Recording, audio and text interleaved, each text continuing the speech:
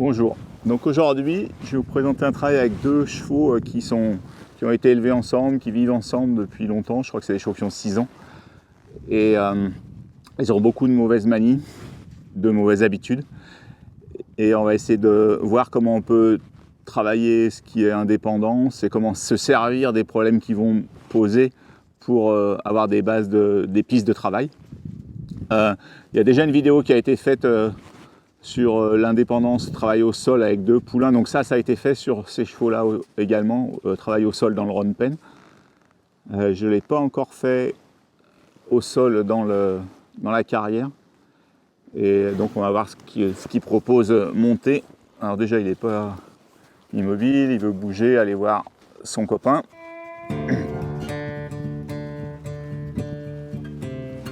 On va voir s'il refait ça ou si l'immobilité que je viens de lui proposer lui convient.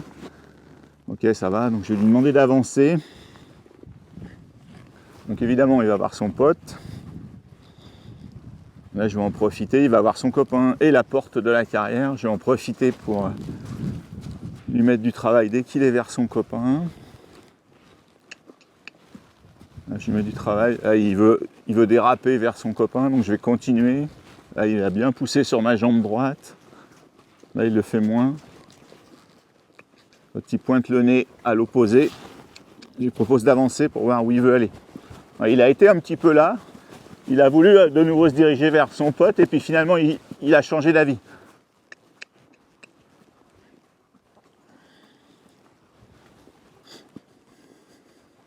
J'ai déjà travaillé de cette manière une séance, donc il commence à avoir des bases et à comprendre que chaque fois qu'il va me traîner vers son copain, je vais lui mettre plus de travail.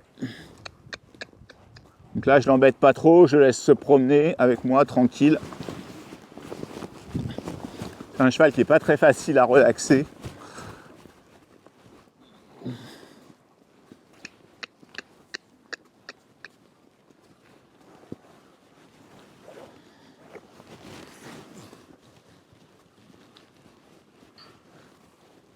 Très bien. Je vais mettre au travail sur des cercles au trot pour voir ce qui se passe.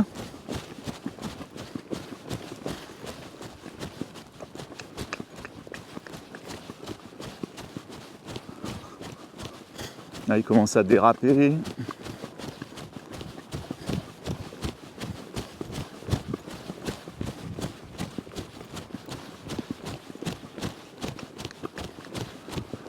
Il dérape, il s'oppose. Il veut plus avancer, il s'oppose. Là, il est revenu. Bien. Quand il s'oppose, je vais vraiment le laisser. Voilà, là, il s'oppose à ma main droite. Il revient.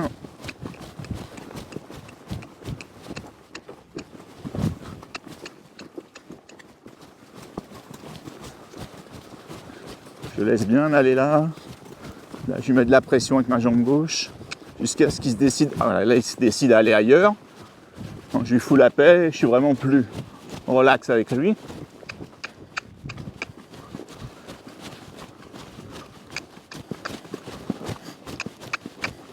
Il a regardé son copain, mais il m'a pas traîné vers lui. Là, il me traîne. Je ne vais pas tirer fort là dans ma main gauche.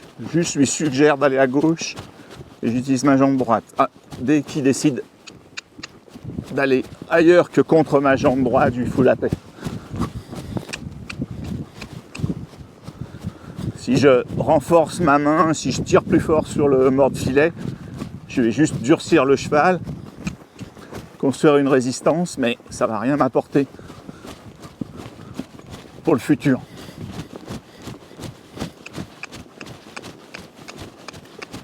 Là, il me traîne, je suggère avec la main gauche.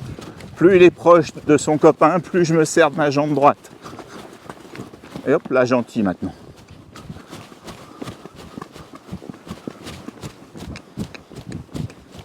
Comme le cheval noir est très sensible, le fait que je me serve de ma jambe, ça lui fait peur et ça me permet de l'écarter. Donc ça le dissuade aussi de rester avec lui. Un cheval qui est assez peureux.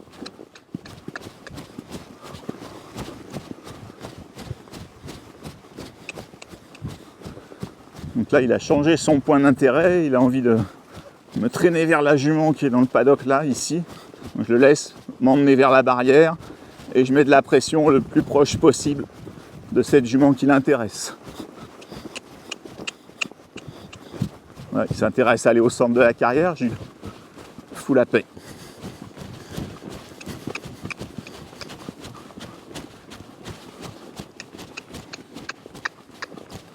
Une traîne vers la gauche. Pas mal. Il est pas mal resté au milieu là. J'ai mal à le garder en avant.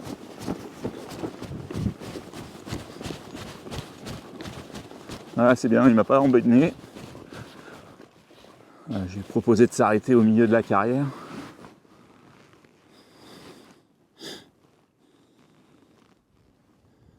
Alors, ce qui m'aide aussi beaucoup là, c'est que ce cheval-là est peureux et que les 2 fois que je me suis servi fort de ma jambe, ça l'a vraiment écarté, ça l'a dissuadé de rester avec lui.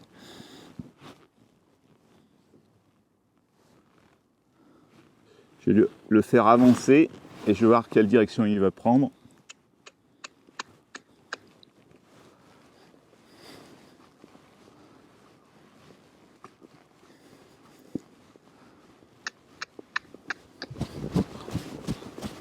Donc il va vers les chevaux, il reste pas avec moi au milieu de la carrière. Pression, il retourne là-bas. Pression. Dès qu'il pointe le nez à l'intérieur, j'arrête de l'embêter.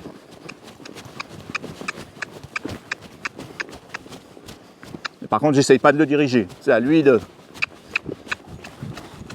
prendre la décision de quitter cet endroit parce qu'il y a beaucoup trop de travail.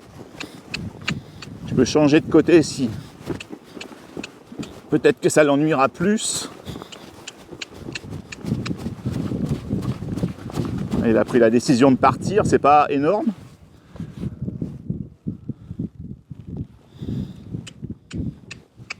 Voilà, il y retourne.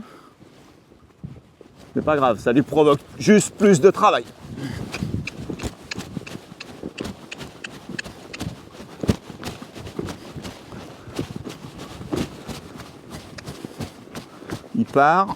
Il part pas loin hein, au départ. Il va pas aller tout de suite au milieu de la carrière. Et déjà, il y a une décision de plus coller là,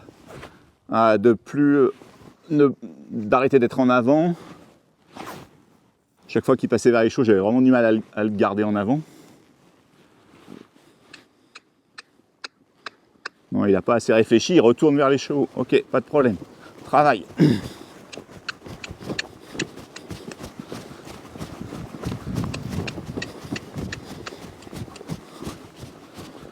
Il n'a pas décidé de partir.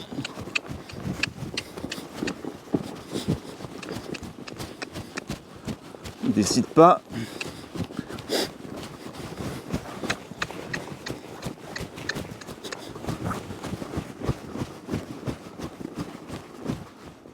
Voilà, comme il était devenu vraiment très lourd aux jambes, il a mis un petit coup de rêne sur les fesses pour finir de le mettre en avant et finir de lui mettre un peu plus d'inconfort dans la zone où je veux pas qu'il reste. Alors, il a été un peu plus loin cette fois. On va voir quand je lui dis de partir dans quelle direction il va aller. Donc là je ne dirige pas. Hein. J'ai juste mes 2 jambes égales. Et j'essaye de regarder loin avec mes yeux. Donc il prend la décision d'aller vers le paddock de la jument qu'il a repéré tout à l'heure.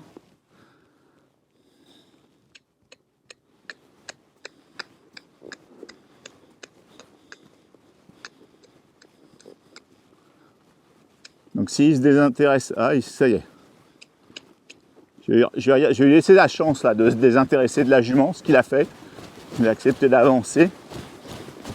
Bon, de nouveau, il regarde à l'extérieur.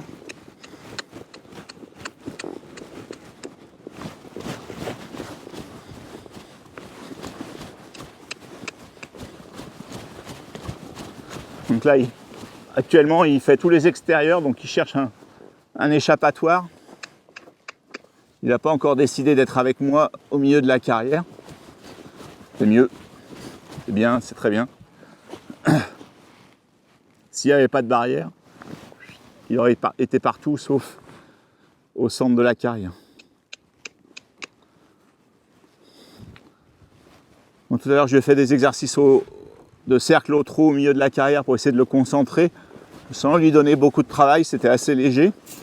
Et j'ai fait un temps d'immobilité aussi également pour essayer de le motiver à venir là. Bon, il continue à faire les extérieurs.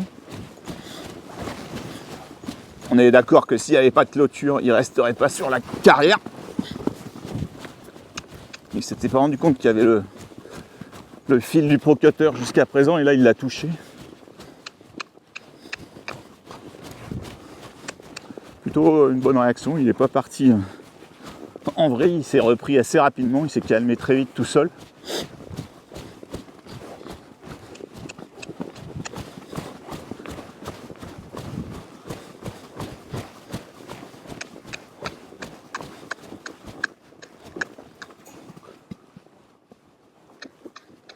Je mets de la pression quand il se met dans les barrières et j'enlève chaque fois qu'il regarde à l'intérieur.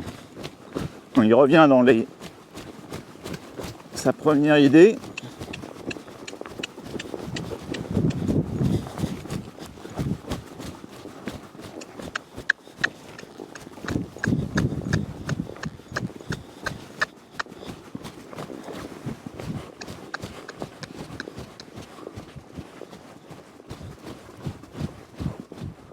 Ok.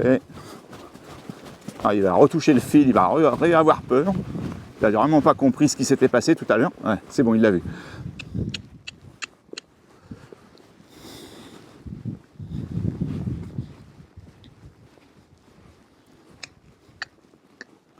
Alors, tout à l'heure, quand il a touché le fil, il s'est calmé vite et c'est pas parti en vrille. Mais je savais que ça allait arriver, je l'avais vu qui.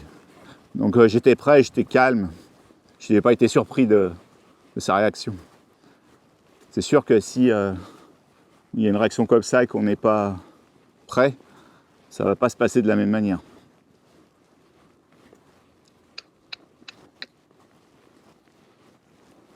Alors là, il continue à faire les extérieurs, mais il longe moins la barrière et il ne regarde pas l'extérieur, donc c'est déjà mieux. Il est déjà un peu plus avec moi.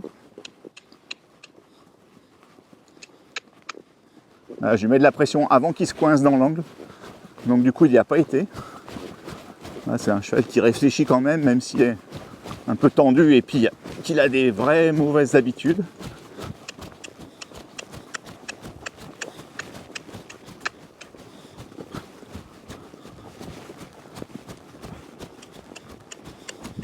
Je vais essayer de lui mettre le petit coup de renne sur les fesses à chaque fois qu'il est vers son copain, renforcer un peu l'inconfort lié à son pote. Bien. C'est la première fois qu'il prend cette direction en restant au milieu, qu'il ne va pas se coller ni là ni là-bas. Donc il y a un mieux. Non, il se relaxe aussi, c'est pas mal. Il y avait déjà un mieux parce qu'il s'était écarté de la barrière et qu'il arrêtait de regarder à l'extérieur. Il hésite, il essaye d'aller à droite, il sait pas, il décide d'aller à droite, pas de problème.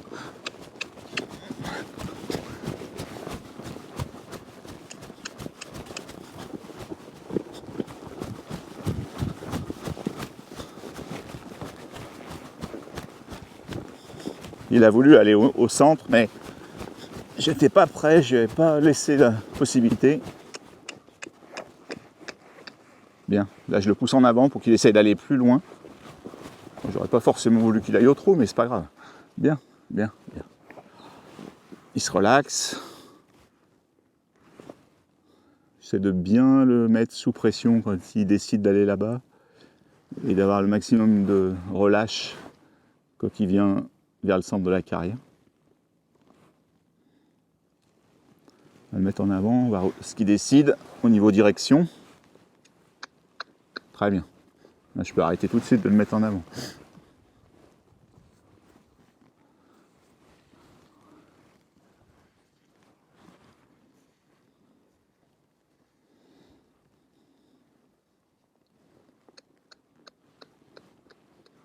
Ok, il change d'avis.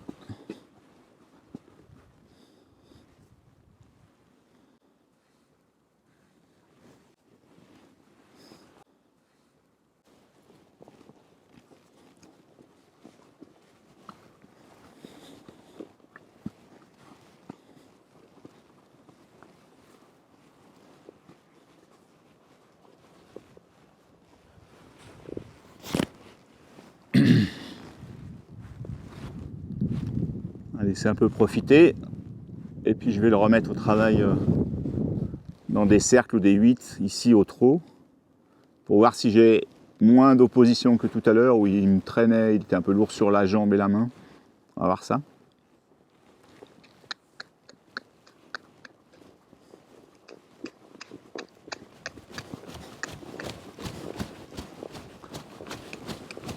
Là il est assez léger.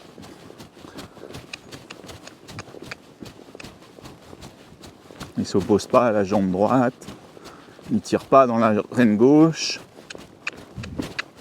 Bon, mes cercles sont un peu petits à mon goût, mais est-ce qu'il n'est pas assez en avant? Ça on verra plus tard.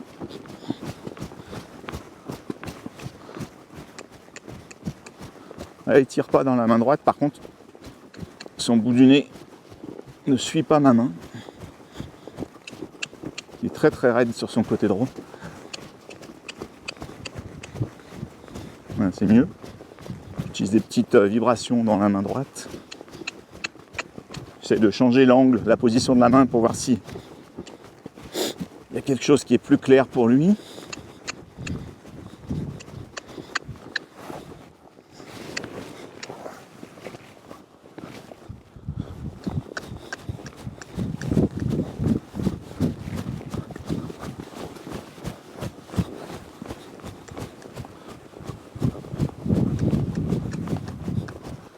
De chiffres.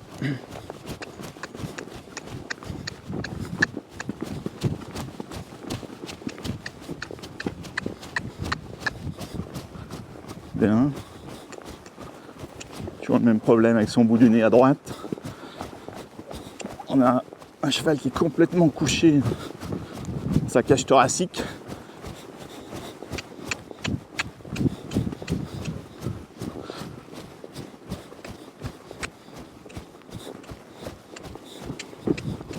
Du coup, il n'arrive pas à maintenir l'allure longtemps parce que ça doit être tellement dur pour lui d'être dans cette position.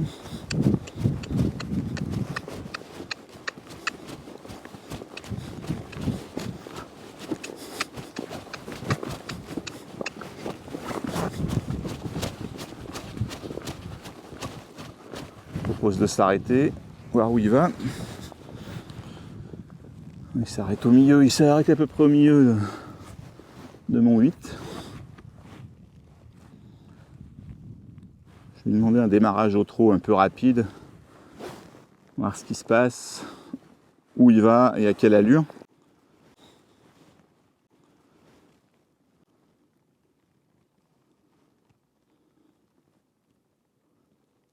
Voilà, des fois sur les chevaux d'extérieur, surtout sur les chevaux d'extérieur, on a besoin de se bouger vite pour une raison de sécurité.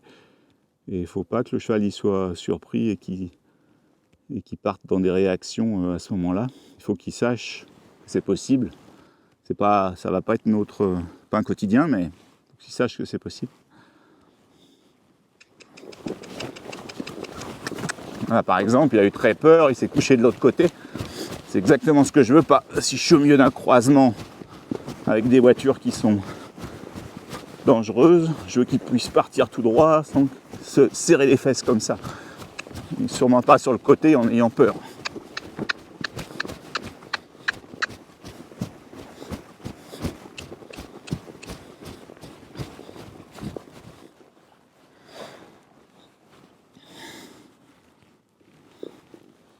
Bon, du coup, je ne vais pas attendre qu'il se relaxe, je vais le laisser un peu sur le qui-vive.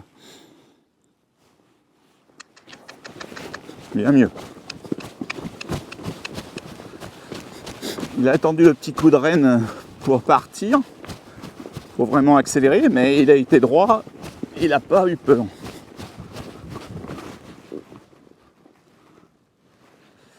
Ok.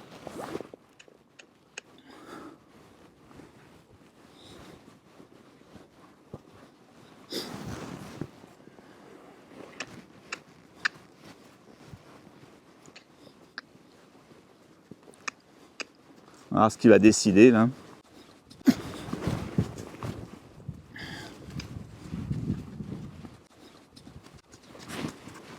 Bon là je suis bien aidé par son copain. Donc ça va pas compter ce coup-là. Ah par contre il vient s'arrêter de lui-même ici, c'est pas. Moi je vais pas proposer l'arrêt, il l'a pris tout seul. Donc l'histoire, c'est de créer des zones d'inconfort là où il a envie d'aller, c'est-à-dire avec les autres chevaux, parce que c'est un cheval qui est pas indépendant, qui est grégaire. Donc là-bas, ici, on peut renforcer les choses en mettant d'autres chevaux dans le corral, par exemple. Et de créer une grosse zone de confort au milieu de la carrière, là où il est tout seul avec moi. Surtout, là, ici, je ne veux pas d'exercices difficiles, pas de bagarre. Les exercices difficiles, je vais les mettre en place vers les autres chevaux, là où il veut aller. S'il y a de la bagarre, il n'y en a pas eu, mais ça sera là-bas, ça sera ici, où il peut y avoir des choses plus dures parce que le cheval s'oppose vraiment. Par exemple, va m'écraser les jambes dans les barrières ou des choses comme ça peut arriver. On va le laisser parce qu'il a quand même bien réfléchi. On va voir maintenant le même genre de travail avec l'autre qui a un caractère complètement différent.